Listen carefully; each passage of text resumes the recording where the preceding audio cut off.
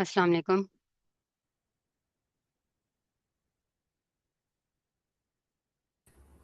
वालेकुम अस्सलाम। कैसे हो आप? अल्हम्दुलिल्लाह। ओके। हमने स्टार्ट किया था बायोलॉजी में करेक्टरिस्टिक ऑफ लिविंग थिंग्स के बारे में। अब इससे आगे हम फर्दर डिस्कशन करने लगे हैं। इसके नेक्स्ट टॉपिक है, आपको इसमें कोई कंफ्यूजन? नहीं। ओके। हमने ना अब इसमें देखना है क्लासिफिकेशन सिस्टम में कि हमारे पास जो, जैसे आपको पता है, हम डिफरेंट तरह की स्पीशीज होती हैं। स्पीशीज कहते हैं कि एक कॉमन ट्रेट जिनके अंदर हो, यानी आपको पता है बहुत सारी क्रिएशन है ना दुनिया में। तो हुँ, उनमें से जिनके अंदर कॉमन ट्रेट्स हैं, कुछ कॉमन कैरेक्टरिस्टिक्स हैं, वो एक स्पीशी बना लेते हैं। जैसे ह्यूमन बींग्स के अंदर बहुत सारी चीजें हैं जो सब में कॉमन होती हैं, सब ह्यूमन बींग्स में, ठीक है। और वो बिल्कुल डिफरेंट होती हैं एनिमल से, ठीक है। तो ह्यूमन बींग्स की एक स्पीशी है। इसी तरह एनिमल्स में, अब जैसे लीजर्ड की अगर हम बात करें, तो लीजर्ड की कुछ कैरेक्टरिस्टिक्स जो है वो फ्रॉग से बिल्कुल डिफरेंट होंगी। ऐसे ही है ना? जी। क्या वो फ्रॉग की तरह पानी में रह सकती है, लीजर्ड? नहीं। नहीं रह सकती, ठीक है। इसी तरह, इसीलिए लिजर्ड की एक अलग स्पीशी है। इसी तरह फ्रॉग की एक अलग स्पीशी है। जो इंसेक्ट्स हैं उनकी अलग स्पीशीज हैं। तो ये हमारे पास, इसको जो हम इसको बोलते हैं बायोलॉजिकल क्लासिफिकेशन सिस्टम, ठीक है। हमारे पास हुँ, हम बायोलॉजी में लिविंग ऑर्गेनिजम्स को क्लासिफाई करते हैं।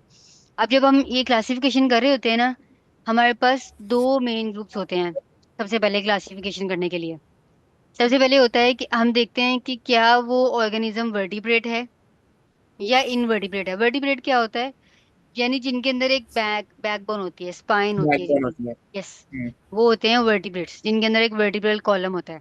जैसे कि इन दोनों में से कौन सा है जो वर्टिब्रेट कैटेगरी में है, फ्रॉग या इंसेक्ट? फ्रॉग। इंसेक्ट जो है वो वर्टिब्रेट की कैटेगरी में नहीं आता। एक हमारे पास ये क्लासिफिकेशन सिस्टम होता है, ठीक है। दूसरा हमारे पास एक क्लासिफिकेशन सिस्टम ये होता है, आगे हम पढ़ते हैं कि हमारे पास जो मैमल्स हैं, मैमल्स आगे कैटेगराइज होते हैं। अच्छा, वैसे आपको पता है क्लासिफिकेशन सिस्टम कितने हैं?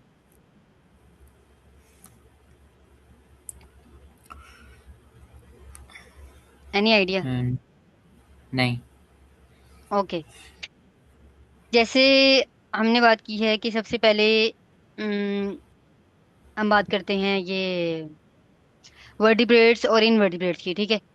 इसी तरह अब जब हम बात करते हैं ना, कोई भी ऑर्गेनिज्म जिसकी क्लासिफिकेशन हमने पढ़नी होती है, हम उसमें कुछ लेवल्स को डिस्कस कर रहे होते हैं, ठीक है। लेवल्स होते हैं जैसे कि kingdom, phylum, class, order, family, genus, species. अभी इसको मैं आपको बताती हूँ एक और उससे, पावर पॉइंट से। वेट अ मिनट, यहाँ पे है।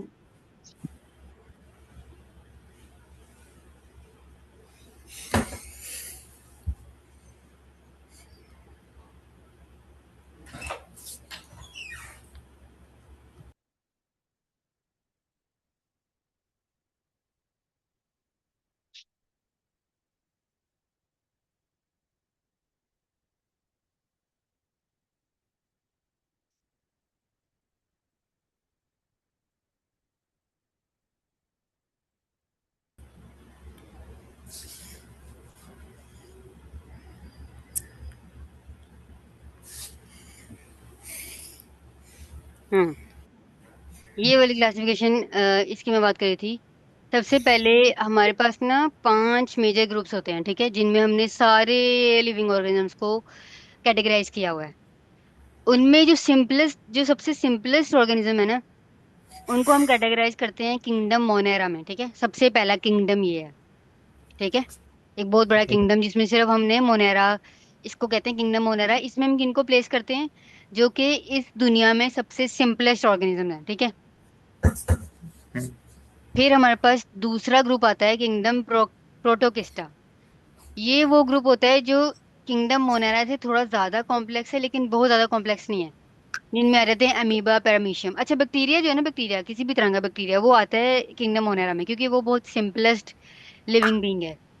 सिंपलेस्ट इस लिहाज से है कि उसके अंदर ना कोई प्रॉपर सिस्टम नहीं होता रिस्पायरेशन का। जैसे आपको पता है हमारी बॉडी के अंदर रिस्पायरेशन के लिए लंग्स हैं, हमारी बॉडी के जी। अंदर किडनीज हैं ब्लड को हुँ, फिल्टर करने के लिए, यूरिन फॉर्मेशन के लिए। हमारे पास एक ब्रेन है। लेकिन अगर आप जी, बैक्टीरिया को देखो, हम बैक्टीरिया को के अंदर जो है ना, इन चीजों को डिफरेंशिएट नहीं कर सकते कि इसका ये वाला पार्ट जो ब्रेन है, इसके ये वाले इधर लंग्स हैं, उसमें ऐसा कुछ भी नहीं होता।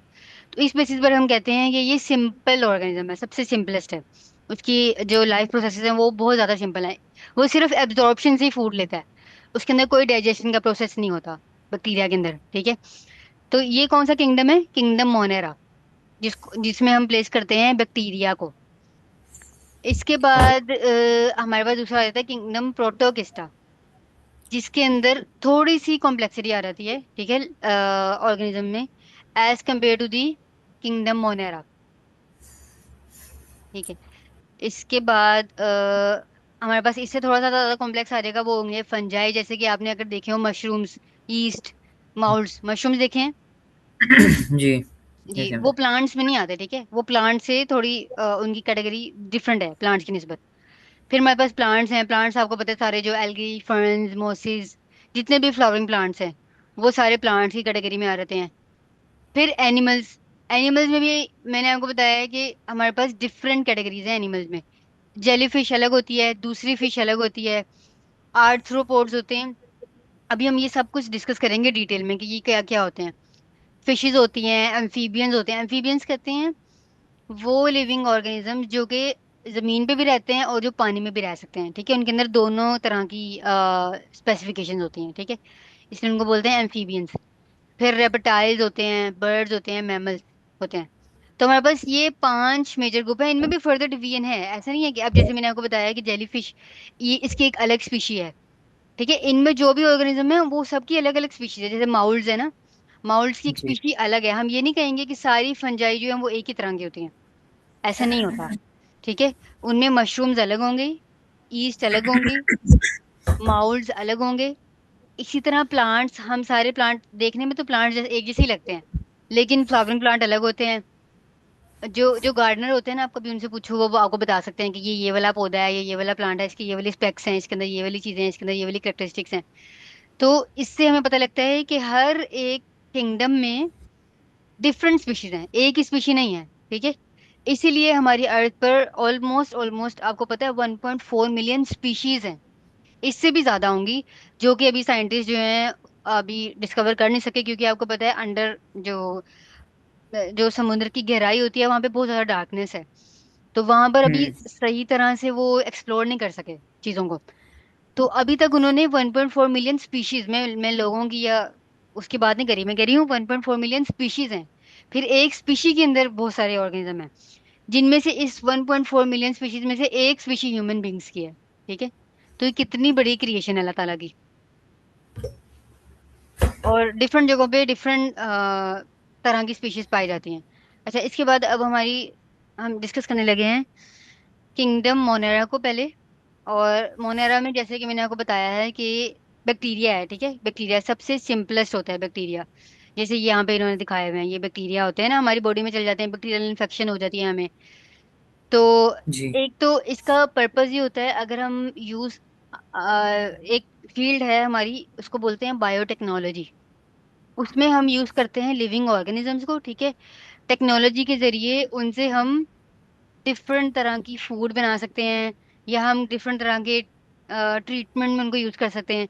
जैसे कि आपको पता है दूध है, दूध, उससे हम दही बनाते हैं, जी, अमूमन घर में भी बनाते हैं, ठीक है। वो किस तरह से बनती है कि एक बैक्टीरिया है जो कि ये लैक्टोबैसिलस, ये जब आप दूध में ऐड कर दो ना, तो उस दूध से दही बन जाती है, ठीक है। अमूमन हम क्या करते हैं घर में, अगर हमारे पास दही है तो हम वही दूध में डाल देते हैं 2-3 चम्मच, और उसके बाद कुछ देर बाद, मतलब कुछ घंटों के बाद, वो दही में कन्वर्ट हो जाता है। ऐसा क्यों होता है? क्योंकि उस दही में ऑलरेडी वो बैक्टीरिया मौजूद है, ठीक है, लैक्टोबैसिलस। तो ये हम डिस्कस करते हैं बायोटेक्नोलॉजी में, किसमें? बाढ़। यस, कि हमारे पास, अब जैसे यीस्ट है, यीस्ट का क्या यूज है आपको पता है? यीस्ट हम्म। उसमें यूज़ होती है। अ, हम्म। बेकरी प्रोडक्ट्स, बेकरी प्रोडक्ट्स बनाते हैं बेकिंग। ना, फर्मेंटेशन करते हैं उसको। यानी जैसे आटा फर्मेंटेशन। खमीरा, उर्दू में बोलते हैं आटा को खमीरा करके फिर उससे बेकरी प्रोडक्ट्स बनाना। तो हम कैसे कर रहे हैं, हम ये ईस्ट को यूज कर रहे हैं। ईस्ट एक लिविंग ऑर्गेनिज्म है ना, तो उसको यूज करके हम मतलब टेक्नोलॉजी अप्लाई करते हैं। डिफरेंट हमारे पास वो होते हैं, मशीन्स होती हैं बड़ी बड़ी। घरों में तो हम वैसे वैसे भी कर सकते हैं, लेकिन अगर आपने बड़े लेवल पर पिज्जा की डो बनानी है तो आपको, आपने कभी देखा होगा कि उधर बहुत बड़ी बड़ी मशीन्स होती हैं। मशीन्स जी। होती है ना वहां पे, तो जिसमें वो फिर ईस्ट को ऐड करते हैं, एक तरफ से आटा ऐड करते हैं, ठीक है, और उसको मिक्स करते हैं, तो वो फिर उसके बाद उसकी फर्मेंटेशन हो जाती है उस फ्लोर की, और फिर उससे डिफरेंट तरह के प्रोडक्ट्स बनती हैं। तो ये सारी चीजें हमने कब इन चीजों से हम बाकी चीजें बनाते हैं, ठीक है, बैक्टीरिया को यूज करके, ईस्ट को यूज करके। इवन आपको पता है मशरूम्स, मशरूम हम यूज करते हैं ना फूड में। जी। तो ये सारी चीजें हैं, प्लांट्स को भी हम यूज करते हैं डिफरेंट तरह की चीजें बनाने के लिए। अच्छा, इसके बाद है हमारे पास, एक मिनट, ना पता नहीं आगे क्यों नहीं जाता है इससे, जब भी लिखते हैं तो।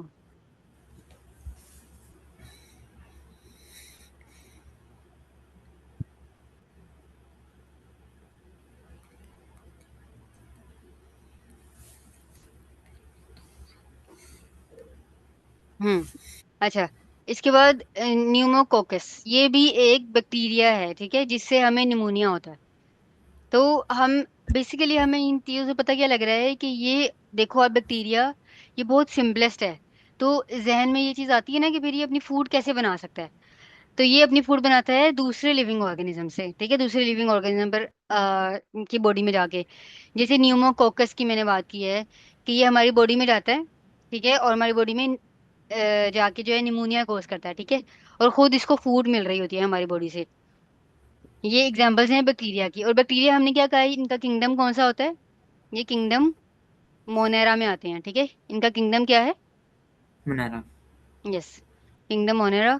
और इसको हम एक और भी बोलते हैं कि जो बैक्टीरिया होते हैं ये प्रोकैरियोट्स होते हैं।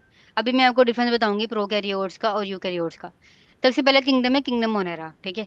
अब इसके बाद हमारे पास आ जाते हैं नेक्स्ट, फिर से वही आ गया,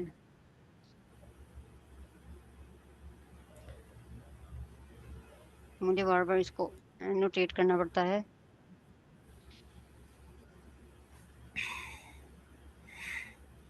जस्ट वेट अ मिनट, मैं ना इसको स्लाइड शो खत्म कर देती हूँ, फिर नहीं होगा शायद।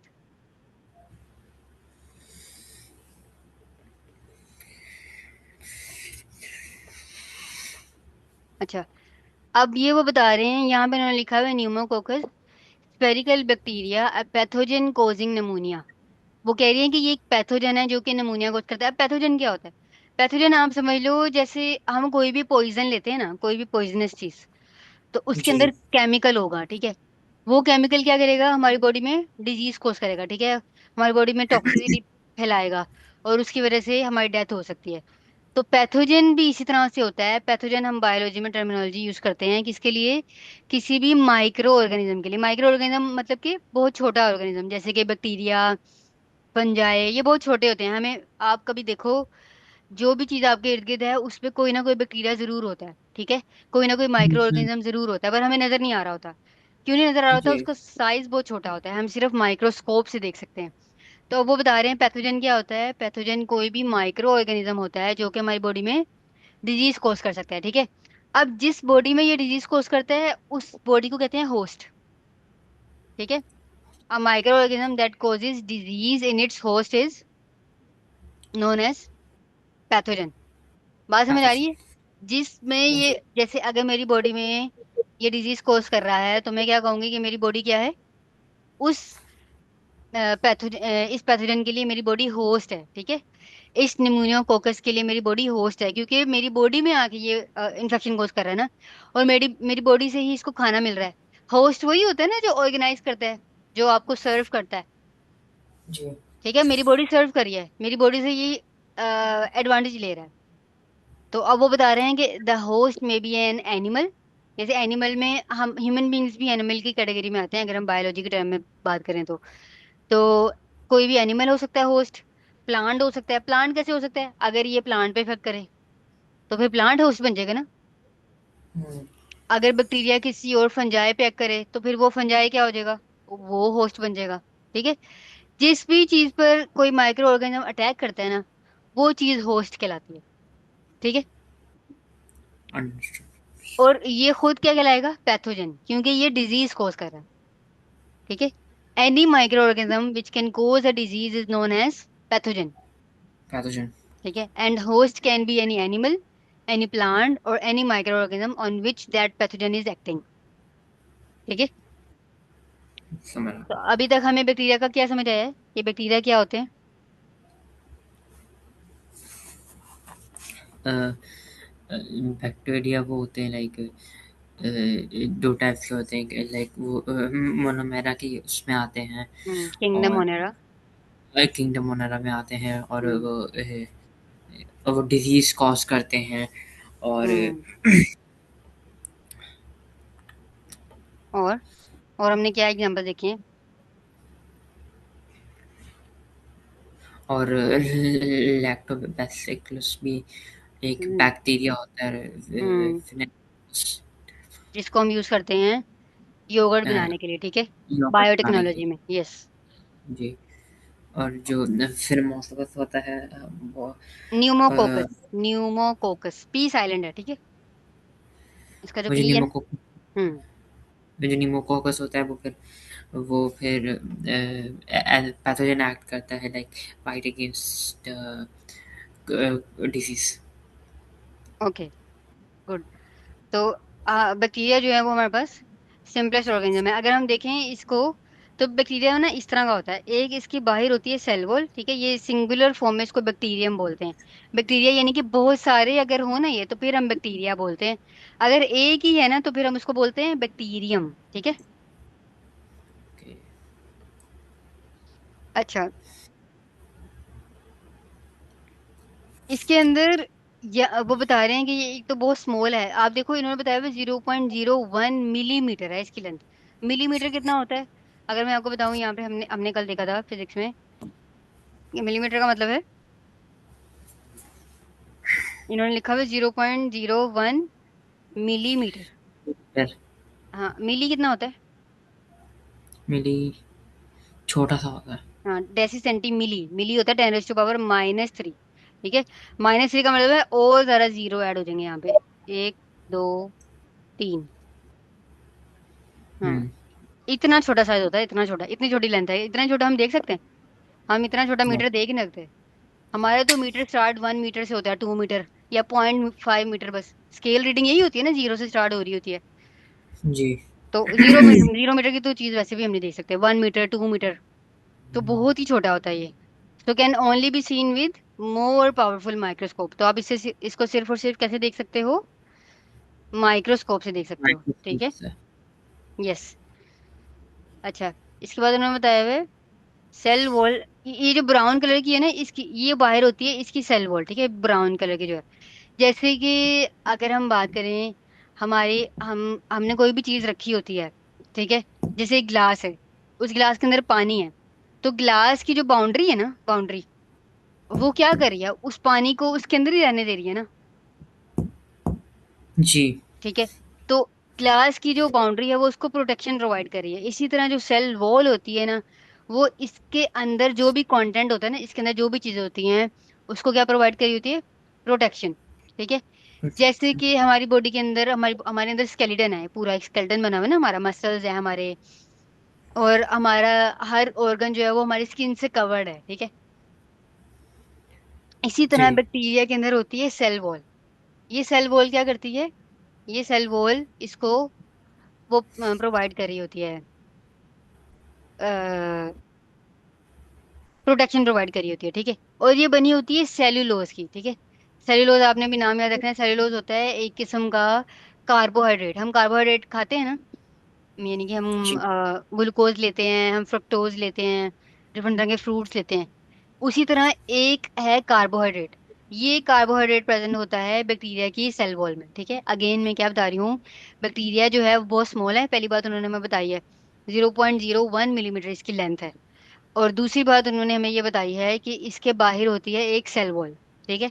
जो कि इसके अंदर के कंटेंट को सेफ रखती है, ठीक है, इसको बाहर के एनवायरनमेंट से सेफ रखती है। सेव। हम्म। इसके अंदर सेलुलोज होती है, इसके लिए सेल वॉल होती है, और इसमें प्रोटीन्स भी पाई जाती हैं, शुगर भी पाई जाती है, लिपिड भी पाए जाते हैं इसके अंदर, ठीक है। ये सारी चीजें ना हम आगे डिटेल में डिस्कस करेंगे कि प्रोटीन्स क्या होती हैं, शुगर्स क्या होती हैं, लिपिड्स क्या होते हैं। वैसे आपको आइडिया तो है ना प्रोटीन्स का और शुगर्स का? जी आइडिया, आइडिया है। ठीक है। अच्छा, इसके बाद है हमारे पास some may have a slime capsule outside the cell wall protects the bacterium। अच्छा, जैसे हम सर्दियों में क्या करते हैं, गर्मियों में हमें सर्दी नहीं लगती ना, मतलब हम नॉर्मल कपड़ों में फिरते रहते हैं ऐसे ही। लेकिन जब सर्दियां होती हैं तो हम जैकेट्स ले लेते हैं, हम अपने आप को कवर करते हैं, ठीक है। क्यों कवर हम्म। करते हैं? ताकि बाहर की जो भी हार्श इन्वायरमेंट है उससे हमारी बॉडी प्रोटेक्टेड रह हाँ। सके, ठीक है। इसी जी। तरह बैक्टीरिया, कुछ बैक्टीरिया, सब बैक्टीरिया की बात नहीं करे वो, कुछ बैक्टीरिया ऐसे होते हैं जिनकी सेल वॉल के बाहर एक और कैप्सूल होता है, ठीक है, एक और कैप्सूल होता है। जैसे आपने कैप्सूल देखे हैं, जो टैबलेट वाला कैप्सूल होता है, जी। क्या उसके अंदर पाउडर होता है, यानी दवाई होती है। अगर कभी आपने खोला हो उसको, बचपन में ऐसे हम करते होते हैं ना, ऐसे खोल देते हैं उसका ब्लू पार्ट। बेसिकली दो कलर होते हैं ना कैप्सूल में, एक आधा हाफ उसका कलर्ड होता है, आधा हाफ वाइट होता है। तो कभी अगर आपने उसको खोल के देखें तो उसके अंदर ड्रग होती है, यानी वो पाउडर होता है जो मेडिसिन हम खाते हैं। तो वो हाँ। कैप्सूल क्या करता है, वो कैप्सूल उस पाउडर को प्रोटेक्ट कर रहा होता है, ठीक है। यानी कि अगर ऐसा होता है ना कि हम वो जो मेडिसिन होती है वो डायरेक्ट आप पाउडर की फॉर्म में नहीं ले सकते। क्यों नहीं ले सकते? क्योंकि बहुत सारे पैथोजेंस होते हैं बाहर, बहुत सारे माइक्रो ऑर्गेनिज्म हो सकते हैं, हो सकते हैं जो कि उस ड्रग को इफेक्ट कर सकें, ठीक है। तो उस उससे आपको फायदा नहीं होगा अगर आप पाउडर की, अगर हम बात करें ना कि जो फार्मास्यूटिकल इंडस्ट्रीज हैं वो पाउडर क्यों नहीं मतलब सेल करती, ऐसा ऐसा क्यों है हम्म। कि वो कैप्सूल में हमें बेच रही हैं? वो कैप्सूल में इसलिए पैकिंग होती है ताकि जो उसके अंदर का कंटेंट है वो सेफ रहे, ठीक है। तो इसी ठीक। तरह इस बैक्टीरिया के बाहर भी कैप्सूल होता है, सबके बाहर नहीं होता। सेल वॉल तो मस्ट है, सेल वॉल के बाहर एक कैप्सूल होता है कुछ बैक्टीरिया के अंदर, ठीक है, जो कि ओके। उस बैक्टीरिया को प्रोटेक्शन प्रोवाइड कर रहा होता है, ठीक है। ओके। क्लियर है ये बात? जी। ओके। इसके बाद हाँ, एक और चीज है कि इसके अंदर आप देखो, ये इसका डीएनए है, ठीक है। इसका डीएनए ना ऐसे ही मौजूद होता है, मतलब कि ऐसे स्प्रेड हुआ हुआ है सेल के अंदर, किसी भी बाउंड्री से कवर नहीं हुआ हुआ। आप देखो इसके अंदर कोई बाउंड्री है? यानी क्या ये ऐसे आपको दिख रहा है? अगर हम बात करें, क्या ऐसा है कि आपके पास इस तरह से एक अंदर बना हुआ हो कोई सर्कल सा और उसके अंदर ये बैक्टीरिया मौजूद हो, क्या ऐसा कुछ है? कोई ऐसी नहीं। बाउंड्री है अंदर? नहीं है ना। तो ये ऐसे ही स्प्रेड आउट हुआ हुआ है। इसको हम कहते हैं कि इसके बाहर कोई भी न्यूक्लियर मेम्ब्रेन नहीं है। असल में होता क्या है, कोई, अभी हम पढ़ेंगे ना एनिमल सेल, ऐसा होता है एनिमल सेल, उसका होता है जी। सेंटर में न्यूक्लियस, ठीक है। रिबोन्यूक्लियस है हाँ, जी। उस न्यूक्लियस के अंदर डीएनए होता है, ठीक है, ऐसे करके डीएनए और आरएनए मौजूद होता है। तो ये जो होती है ना न्यूक्लियस की बाउंड्री होती है, न्यूक्लियर बाउंड्री, ठीक है, जो क्या कर रही होती है, इस डीएनए को, इस न्यूक्लियर कंटेंट को कवर करके रखती है। पर अगर हम इसकी बात करें एक बैक्टीरिया की, तो बैक्टीरिया में देखो आप कोई भी न्यूक्लियर मेम्ब्रेन नहीं है, नहीं है ना। नहीं। तो इस वजह से हम इसको बोलते हैं प्रोकैरियोट। हमने शुरू में पढ़ा था ना कि बैक्टीरिया जो है वो क्या है, किंगडम मोनेरा से बिलोंग करता है, ठीक है। जी। और हमने कहा था एक तो किंगडम मोनेरा से बिलोंग करता है, दूसरा कि हमने एक और बात की थी कि ये प्रोकैरियोट है, ठीक है। तो प्रोकैरियोट का मतलब यही है, प्रोकैरियोट का प्रो का मतलब होता है विदाउट, कैरियोट का जो वर्ड है वो निकला है कैरियोन से, कैरियोन न्यूक्लियस को बोलते हैं। यानी कोई भी इसके अंदर डेफिनेट न्यूक्लियस नहीं होता, ठीक है, जो बैक्टीरिया होता है, इसलिए हम इसको क्या बोलते हैं, प्रोकैरियोट, ठीक है। जो सबसे सिंपलेस्ट ऑर्गेनिज्म है उनको हम कहते हैं कि वो बिलोंग करते हैं किंगडम मोनेरा से। और क्योंकि उनके अंदर कोई भी स्पेसिफिक न्यूक्लियर मेम्ब्रेन नहीं पाई जाती, तो हम उनको और क्या कहते हैं कि क्या है वो, प्रोकैरियोट, ठीक है। प्रो मीन्स विदाउट, कैरियोन जी। Means nucleus, no true nucleus, इनके पास ट्रू न्यूक्लियस नहीं होता, ठीक है। हाँ जी। आपने ये याद रखना, ट्रू न्यूक्लियस वही होगा जो एक बाउंड्री में इनक्लोज होगा, ठीक है। जैसे मैंने अभी आपको सेल बना के दिखाया था ना, तो सेल के अंदर हमारे पास एक न्यूक्लियस था। किसी को सेल मान लो। नहीं नहीं, सेल वॉल नहीं। सेल होगा, सेल वॉल की बात नहीं करें हम अंदर की बात करें, अंदर कंटेंट की। सेल वॉल की तो डिस्कशन होगी ना कि इसके बाहर सेल वॉल है। मैं ये कह हम्म। रही हूँ जो, अगर हमने बात करनी है ना ट्रू न्यूक्लियस की, ट्रू न्यूक्लियस का मतलब होगा कि बाहर से सेल जैसी मर्जी शेप है उसकी, अंदर एक न्यूक्लियर इन्वेलप होगा, पूरा ऐसे न्यूक्लियस बना होगा, बाउंड्री होगी प्रॉपर उसकी, ठीक है। बाउंड्री होगी प्रॉपर, और उसके अंदर न्यूक्लियर कंटेंट होगा, ठीक है। बात ओके। समझ आ रही है? ऐसा नहीं होगा कि बिना बाउंड्री के, मतलब मेरे पास एक ये सेल है, ठीक है, और मेरा न्यूक्लियर मटेरियल ऐसे ही फैला हुआ है, ऐसे ही। अगर ऐसा कोई सिचुएशन होगा ना, तो मैं इसको कहूंगी कि ये प्रोकैरियोट है, ठीक है। ये क्या है? प्रोकैरियोट। क्यों? क्योंकि इसके पास कोई ट्रू न्यूक्लियस नहीं है, इसका न्यूक्लियर मटेरियल ऐसे ही फैला हुआ है सेल में, ठीक है। बात समझ आ रही है? नहीं। नहीं आई? देखो, हम ये बात कर रहे हैं हमारे पास दो तरह के सेल हैं। अगर मैं ये बना रही हूँ, एक मिनट,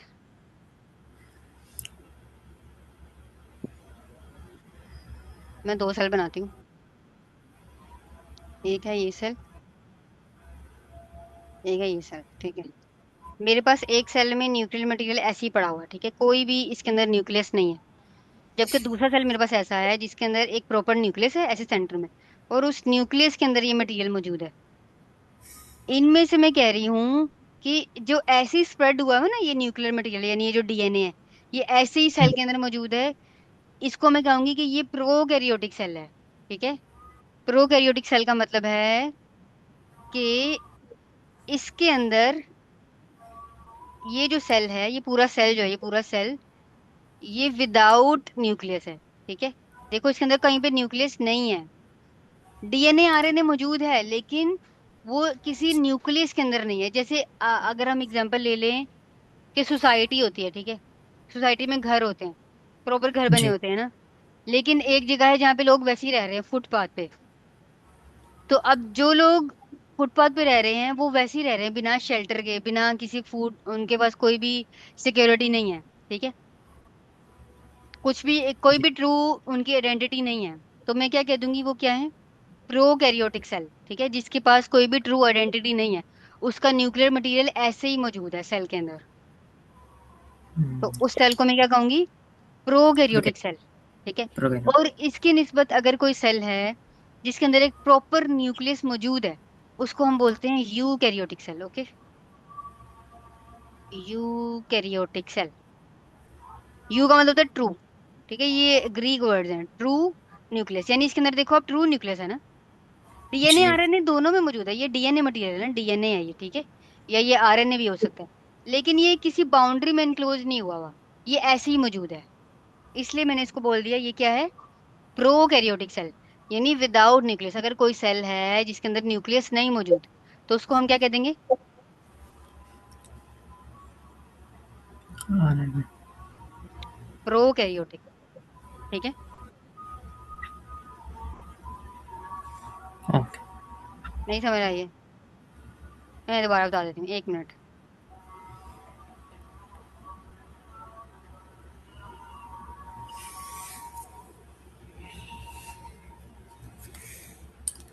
हम इसी सेल को ले लेते हैं, मैं इसी तरह का एक सेल बना लेती हूँ।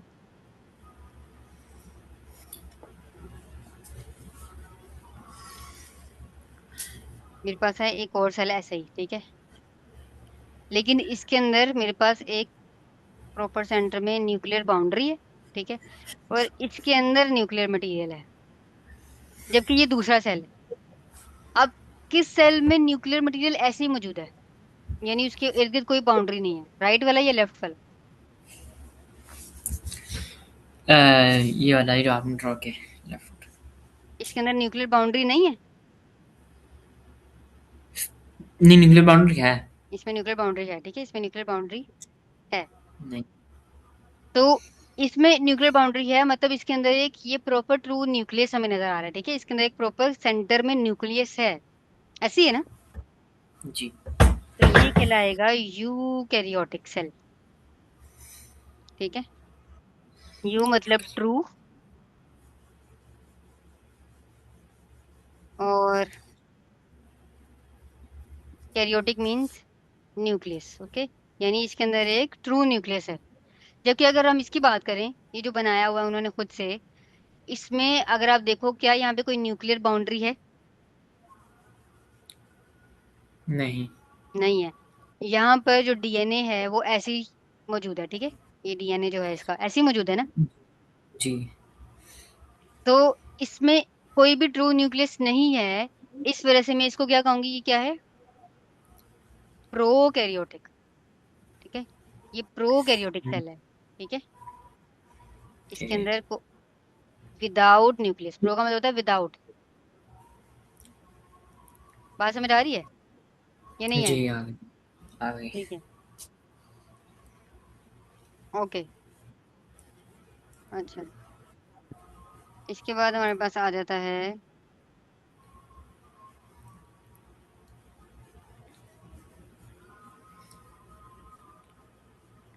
हम्म अब उन्होंने बताया यहाँ पे कि नो न्यूक्लियर मेम्ब्रेन, इसके यदि कोई भी न्यूक्लियर मेम्ब्रेन नहीं है तो हम इसको क्या बोलेंगे, इसलिए क्या है ये? प्रोकैरियोटिक। Prokaryotic cell. ठीक है, ये प्रोकैरियोटिक सेल है, ये प्रोकैरियोट्स है। But instead have a single chromosome, एक सिंगल क्रोमोसोम है, यानी कि एक सिंगल डीएनए का स्ट्रैंड है। ठीक है, तो हम इसलिए प्रोकैरियोटिक जी। इसको कहते हैं। और आपने ये बात याद रखनी है, सिर्फ और सिर्फ किंगडम मोनेरा के ऑर्गेनिज्म प्रोकैरियोटिक होते हैं। ठीक है, सिर्फ मैं क्या कह रही हूँ, जो किंगडम मोनेरा है। कि हम्म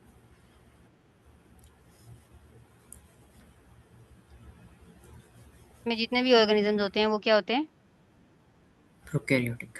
ये प्रोकैरियोटिक होते हैं। बाकी आगे जितने भी किंगडम, हमने हमने 5 किंगडम देखे थे ना अभी।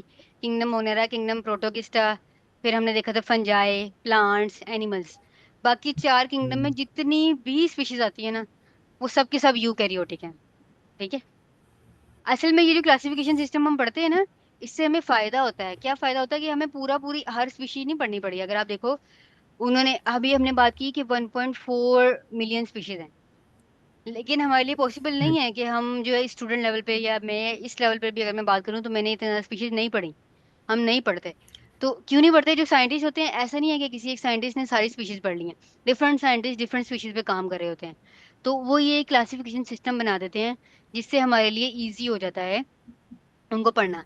जैसे अगर आप किसी भी ग्रोसरी स्टोर पे जाते हो, आपको पता है वहाँ पे डिफरेंट सेक्शन होते हैं। ठीक है, एक सेक्शन है जहाँ पे बेबी प्रोडक्ट हैं सारी, एक सेक्शन है जहाँ पर ब्यूटी प्रोडक्ट्स हैं, एक सेक्शन है जहाँ पर सारी मिल्क प्रोडक्ट्स हैं।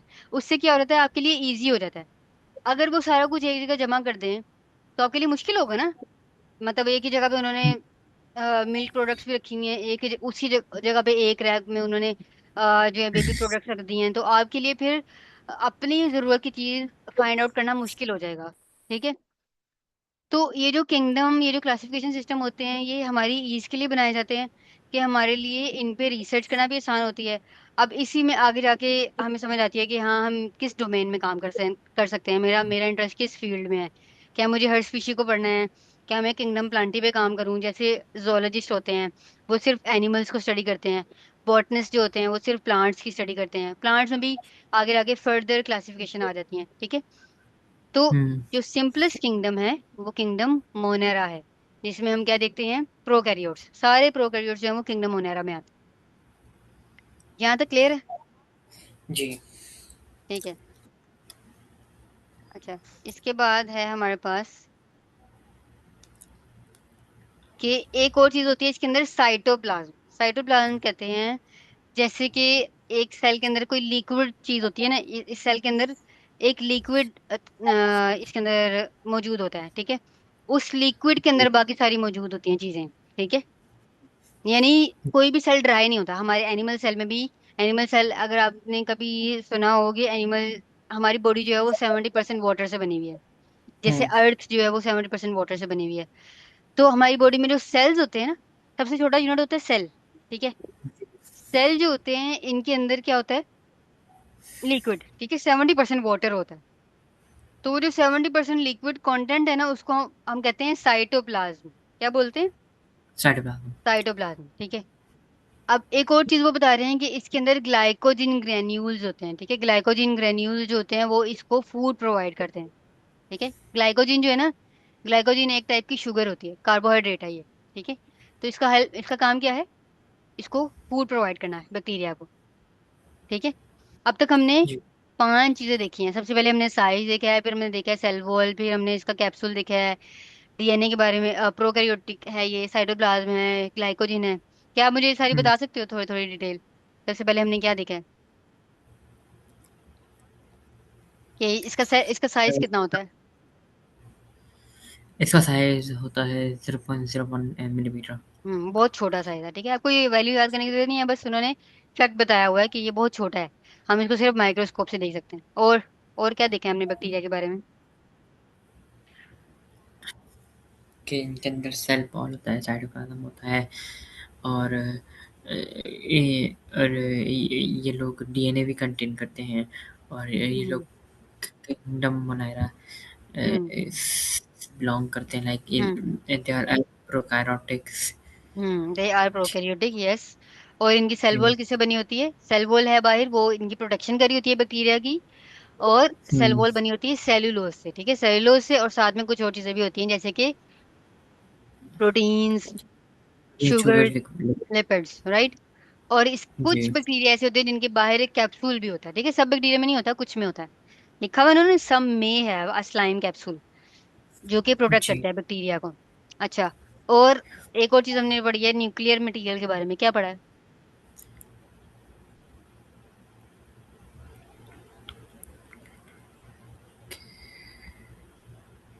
कि हम्म।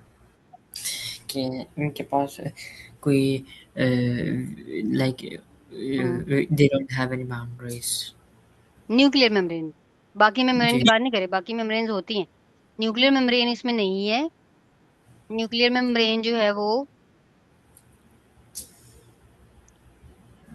न्यूक्लियस के बाहर कोई मेम्ब्रेन नहीं है, ठीक है। इसमें जो बैक्टीरिया में जो भी मटेरियल है, बाहर बेसिकली ना।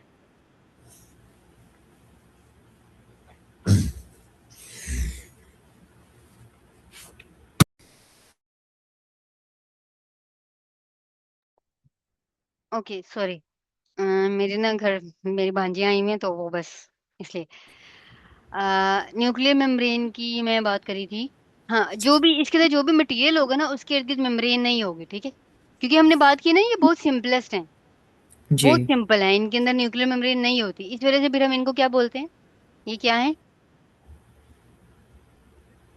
Prokaryotes, prokaryotic. ठीक है। और इनके अंदर सिंगल डीएनए मौजूद है, ठीक है, डीएनए मौजूद है। और साइटोप्लाज्म है। और और ग्लाइकोजन ग्रेन्यूल्स हैं। ग्लाइकोजन ग्रेन्यूल्स हैं, ठीक है। बैक्टीरिया में है फ्लैजिला, ओके। कुछ बैक्टीरिया में वो कह रहे हैं फ्लैजिला भी होता है। अच्छा, फ्लैजिला क्या होता है? फ्लैजिला ना ऐसे, मैं आपको बना के दिखाती हूँ। टेल टाइप सी कुछ हाँ होती है। बिल्कुल बिल्कुल, जो कि इनकी मूवमेंट में हेल्प करी होती है, ठीक है। ऐसे कहीं भी जी। को भी लगी हुई होती है ऐसे, जो इनको आगे पीछे मूव, क्योंकि इनके अंदर लेग्स वगैरह तो हो नहीं सकती, हमने कहा है ना ये सिंपलेस्ट है। तो फ्लैजिला होता है जो इनकी मूवमेंट में हेल्प कर रहा होता है, अदरवाइज ये मूव कैसे करेंगे, हम्म। ठीक है। तो ये चीजें होती हैं इनमें। और बैक्टीरिया में जो है हम डिस्कस करते हैं कि प्लाज्मिड होता है, ठीक है, यस।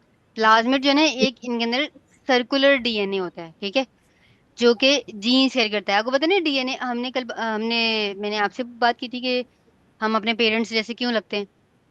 ये शायद हमारी, जी। क्यों लगते हैं? बिकॉज हम उनकी डीएनए कैरी करते हैं। यस, हम हाफ डीएनए अपनी मदर से कैरी करते हैं, हाफ अपने फादर से कैरी करते हैं। तो इनके अंदर भी एक प्लाज्मिड होता है, ठीक है। इनके अंदर प्रॉपर कोई सिस्टम नहीं होता जेनेटिक्स का, लेकिन एक प्लाज्मिड होता है जो कि एक सर्कुलर डीएनए है, ठीक है। सर्कुलर फॉर्म में डीएनए होता है जो कि जीन्स कैरी करता है, ठीक है। अब ये जो प्लाज्मिड होता है ना, ये प्लाज्मिड इनको हेल्प करता है हमारी बॉडी में, रेजिस्टेंस प्रोवाइड करता है। रेजिस्टेंस का मतलब है कि आपने कभी देखा है किसी को कि कोई कोई बीमार हो और वो दवाई ले रहा है फिर भी वो ठीक नहीं हो रहा, यानी कोई उसको बैक्टीरियल इन्फेक्शन हो गई है और वो एंटीबायोटिक्स ले रहा है पर वो ठीक नहीं होता उससे? देखा है ऐसा हम्म। कभी? वो इसलिए नहीं होता क्योंकि बैक्टीरिया जो है ना वो रेजिस्टेंट हो जाता है, बॉडी उसको कोई फर्क नहीं पड़ा होता, आप जो मर्जी मेडिसिन दे जाओ। वो इस प्लाज्मिड की वजह से होता है ऐसा, ठीक है। प्लाज्मिड जो है ना वो उसको रेजिस्टेंट बना देता है। यानी उस पर आप जो सी मर्जी एंटीबायोटिक अप्लाई कर दो, उसको फर्क नहीं पड़ रहा होता फिर। उसकी बॉडी, वो जो है ना यूज टू हो जाता है हमारी बॉडी में रहने का। तो ये प्लाज्मिड बेसिकली